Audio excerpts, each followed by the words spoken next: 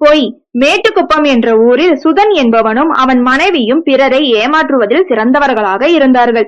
தினந்தோறும் 10 பேருக்கு அன்னதானம் அளிக்கிறேன் என்று பொய் சொல்லி காசுகளை வாங்குவான் சுதன். ஆனால் அவன் யாருக்கும் ஒரு பிடி சோறு கூட போட மாட்டான்.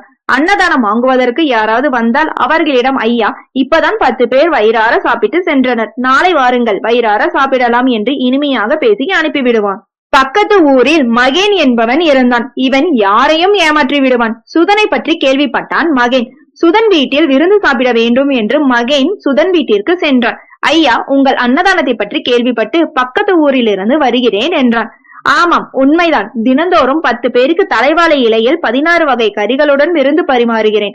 சற்று முன்தான் அவர்கள் மகிழ்ச்சியாக சாப்பிட்டு சென்றனர். ஆனால் உங்களை ஏமாற்ற எனக்கு விருப்பம் இல்லை.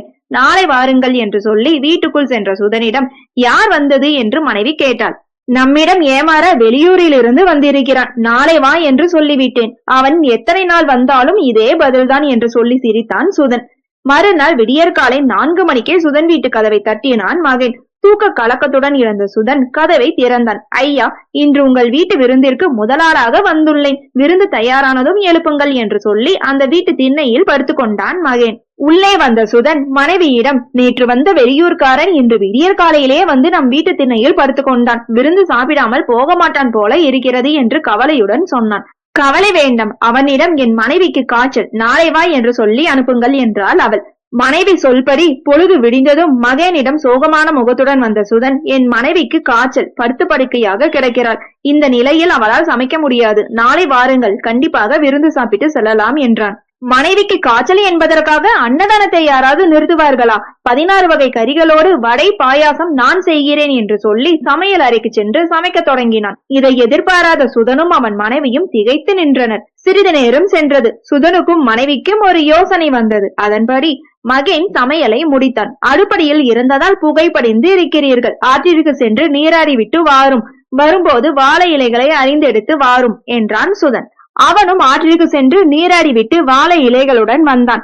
அவன் வருவதை இருவரும் பார்த்தனர். உரத்த குரலில் அவள், வந்தவர்களுக்கு எல்லாம் சாப்பாடு போட நாம் என்ன சத்திரமா நடத்துகிறோம்? யாருக்கும் இங்கே சாப்பாடு கிடையாது என்று கோபத்துடன் கத்தினாள். நான் யாருக்கு சாப்பாடு போட சொன்னாலும் நீ போட வேண்டும், எதிர்த்து பேசினால் தொலைத்து விடுவேன் என்று கத்தினான் சுதன். இப்படியே அவர்கள் இருவரும் சண்டை போட்டபடியே பார்த்தனர். இலைகளுடன் நின்றிருந்த மகன் அங்கிருந்து அசைவதாக தெரியவில்லை. தொடர்ந்து சண்டை போட்டனர். சற்று நேரத்தில் அங்கே அவனை காணவில்லை. இவர்கள் சண்டையை நிறுத்திவிட்டு, அந்த ஏமாளி நன்றாக சமைத்து வைத்திருக்கிறான், எனக்கு பசியாக உள்ளது, நாம் சாப்பிடுவோம் என்றாள் சுதனின் மனைவி.